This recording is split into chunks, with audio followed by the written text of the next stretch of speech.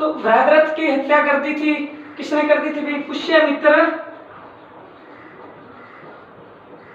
पुष्यमित्र शुंग ने बृहद्रथ की हत्या कर दी थी, ठीक है, और मौर्य साम्राज्य का अंत कर दिया था और शुंग वंश की स्थापना कर दी थी, ठीक है भाई।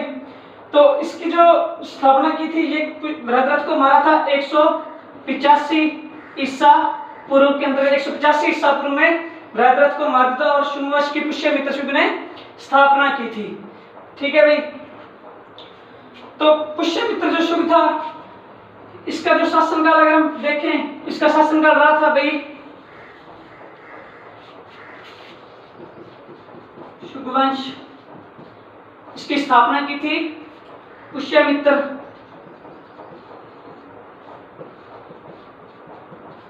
शुंग ने की थी, क्योंकि 185 ईसा पूर्व में स्थापना की थी बृहद्रथ की हत्या करके। पुष्यमित्र शुंग जो था ये बृहद्रथ का सेनापति था और उसके सेनापति था, इसने बृहद्रथ जो कमजोर शासक था मौर्य साम्राज्य का, उसको मार करके शुंग वंश की स्थापना कर दी थी। मगध के अंतर्गत शुंग वंश का अधिकार हो गया था, ठीक है भाई। तो उसके बाद देखो पुष्यमित्र शुंग का जो 185 ईसा पूर्व से 151 ईसा पूर्व तक शासक रहा था। 151 ईसा पूर्व तक का जो पुष्यमित्र शुंग था, इसने ये शासन रहा था और इसने क्या है, दो बार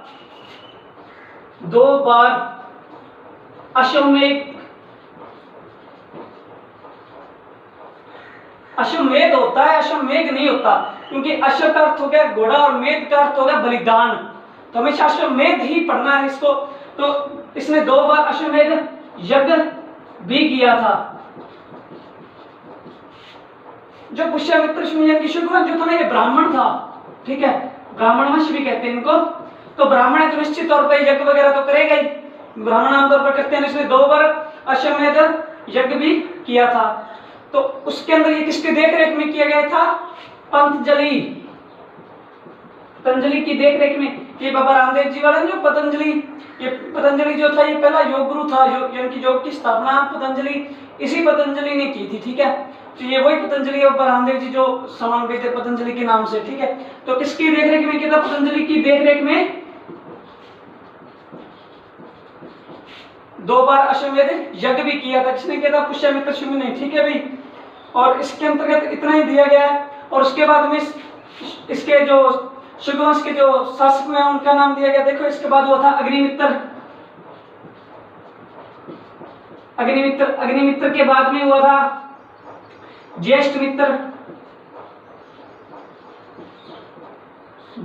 के बाद में हुआ था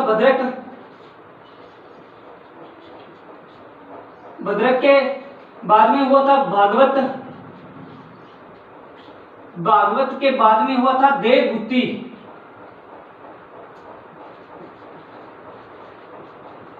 और ये जो देवभूति था ना, देवभूति का मंत्री जो था उसका नाम था वासुदेव। तो वासुदेव ने इसको 73 ईसा पूर्व में गद्दी से उतार दिया था। 73 ईसा पूर्व में इसको गद्दी से उतार दिया और शुंग वंश की समाप्ति होगी, ठीक है। देखो छोटा सा है शुंग वंश, दोबारा देखो। शुंग वंश की स्थापना बृहद्रथ को मारकर पुष्यमित्र शुंग ने 185 ईसा पूर्व में की थी। और जो पुष्यमित्र शुंग था इसने 2 बार अश्वमेध यज्ञ भी किया था पतंजलि की देख रेख में, ठीक है। ये ब्राह्मण थे तो यज्ञ तो ये करेंगे। और पुष्यमित्र शुंग का शासन रहा था 151 ईसा पूर्व तक। उसके बाद में इसके शासक हुए थे अग्निमित्र, ज्येष्ठ मित्र, भद्रक, भागवत और देवभूति। और देवभूति जो था अंतिम शुंग वंश का शासक था। इसके मंत्री वासुदेव ने इसको 73 ईसा पूर्व में गद्दी से उतार दिया था और अपना शुंग वंश जो है ये पूरा हो गया, ठीक है भाई।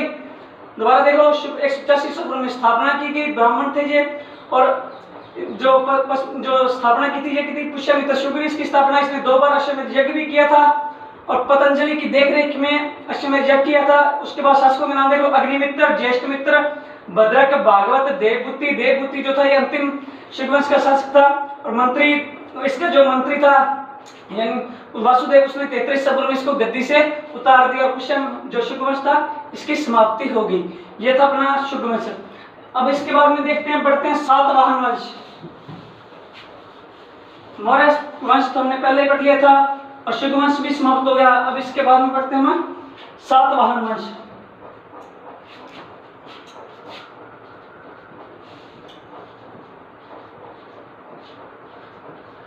तो सातवाहन वंश, देखो सातवाहन वंश को आंध्रवंश भी बोला जाता है।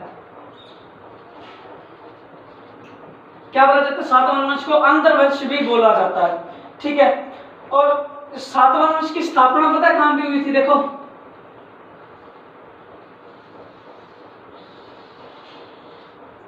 सातवाहन वंश की स्थापना जो की थी वो की थी सिमुक ने की थी सातवाहन वंश की स्थापना।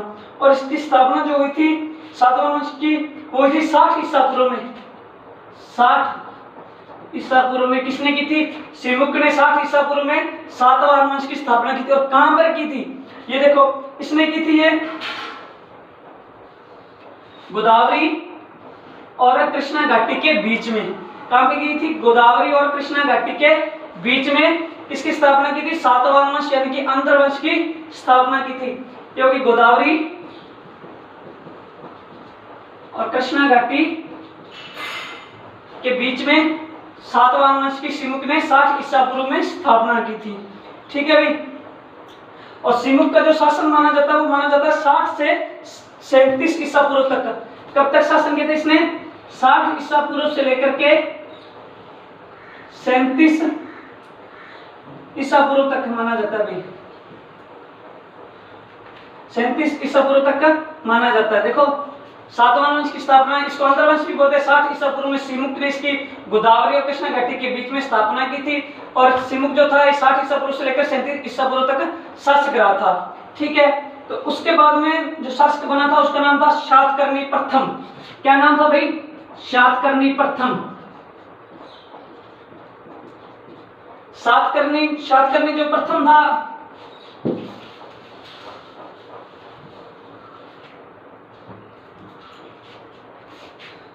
तो इसने क्या, देखो भाई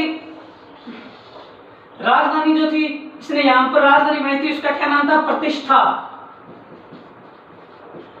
राजधानी का क्या नाम था? शातकर्णी प्रथम की राजधानी का क्या नाम था? प्रतिष्ठा थी, जो यहाँ पे इसने बनाई थी, ठीक है भाई। गोदावरी कृष्णा घाटी के बीच में प्रतिष्ठा नाम की एक राजधानी बनाई थी, ठीक है, शातकर्णी प्रथम ने। तो देखो इसने भी एक अश्वमेध यज्ञ का आयोजन किया था। किस यज्ञ का आयोजन किया था? अश्वमेध यज्ञ का आयोजन किया था। अश्वमेध यज्ञ का आयोजन किया था, अश्वमेध यज्ञ करवाया था इसने। शातकर्णी, याद रख लेना, शातकर्णी प्रथम ने अश्वमेध यज्ञ करवाया था, ठीक है। और इसने राजधानी बनाई थी प्रतिष्ठा, ठीक है। तो इसकी मृत्यु के, शातकर्णी प्रथम जो था इसकी मृत्यु के बाद जो सातवाहन वंश था ये कमजोर होता चला गया। धीरे धीरे ये काफी कमजोर हो गया, क्योंकि शकों के जो शक जो जाति थी, अलग वंश था, उसने क्या आक्रमण करने प्रारंभ कर दिए, जो कि यहाँ पर क्या कहलाए? जो कि यहाँ पर क्षत्रप कहलाए। क्या कहलाए भाई? क्षत्रप कहलाए थे। शातकर्णी प्रथम की मृत्यु के बाद सातवाहन वंश कमजोर होता चला गया। और उस बाद में जो शक थे उन्होंने आक्रमण करने प्रारंभ कर दिए, जो कि यहाँ पर क्षत्रप कहलाए, ठीक है। सातवाहन वंश कमजोर और शकों का आक्रमण शुरू हो गया था। जो शक शासक थे वो क्या कहलाए थे? क्षत्रप कहलाए थे। देखो उसके बाद में आता है जो अगला शासक है यहाँ का, वो आता है, देखो भाई जो अगला शासक आता है उसको यज्ञश्री या गौतमी पुत्र शातकर्णी भी बोलते हैं। गौतमी पुत्र शातकर्णी क्या बोलते हैं भाई? यज्ञश्री या गौतमी पुत्र शातकर्णी भी बोलते हैं। इसने क्या है, सातवाहन वंश की जो शक्ति थी उसमें बहुत ज्यादा वृद्धि की, सातवाहन वंश को बहुत ज्यादा मजबूत बनाया और लगभग दक्षिण भारत पर इसका अधिकार हो गया था। काफी अधिकार रहा था इसका, काफी शक्तिशाली शासन वंश हो गया था ये सातवाहन वंश इसके गौतमी पुत्र शातकर्णी के काल में, शातकर्णी के समय में, ठीक है भाई। तो इसने क्या है, और इसने क्या किया, उज्जैन जो था, उज्जैन पर क्या है, क्षत्रपों को हरा दिया था। उज्जैन में क्षत्रपों को हरा दिया और उज्जैन पर भी कब्जा किया था। किसने? गौतमी पुत्र शातकर्णी ने। उज्जैन जो था वो शक जैन के क्षत्रप जो थे उनके अधिकार में था। उज्जैन पर अधिकार कर लिया था क्षत्रपों को हरा करके गौतमी पुत्र शातकर्णी ने उज्जैन में, ठीक है भाई। तो उसके बाद देखो इनके बारे में आगे कुछ ज्यादा नहीं दिया है, इसके बारे में आगे इतना ही दिया कि इन्होंने क्या क्या कार्य किए थे, ठीक है, वो देख लो।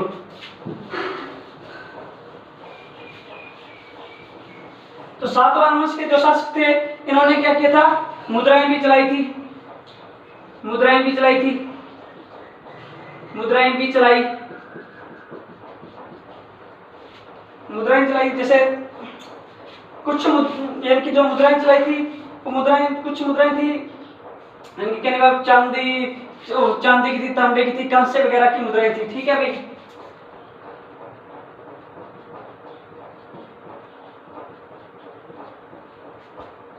चांदी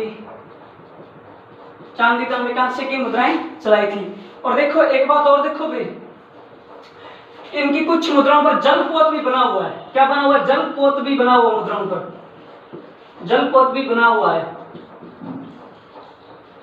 जलपोत भी बना हुआ है। इसका मतलब क्या था भाई?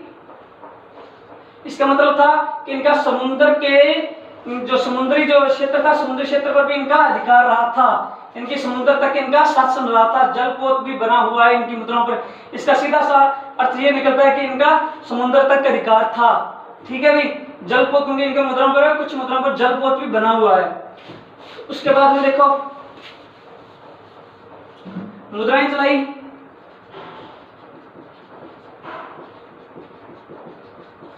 मुद्राएं चलाई थी, किस किस की चलाई थी? चांदी की, तांबे की, कांसे की। जलपोत भी बना हुआ कुछ मुद्राओं पर, जलपोत बना है। उसके बाद में देखो भाई इन्होंने क्या किया था, और ये सातवां वंश जो था ना, ये हिंदू धर्म का अनुयायी था। किस धर्म का अनुयायी था? हिंदू धर्म का अनुयायी था, हिंदू धर्म का अनुयायी था।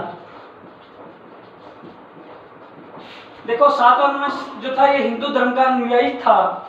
ठीक है भाई, और सातवां वंश में जो थे ब्राह्मणों को प्रथम बार सातवां वंश के शासकों ने, या लिख लो सातवां वंश ने ब्राह्मणों को भूमि अनुदान की प्रथा आरंभ की, भूमि अनुदान देने की प्रथा आरंभ की।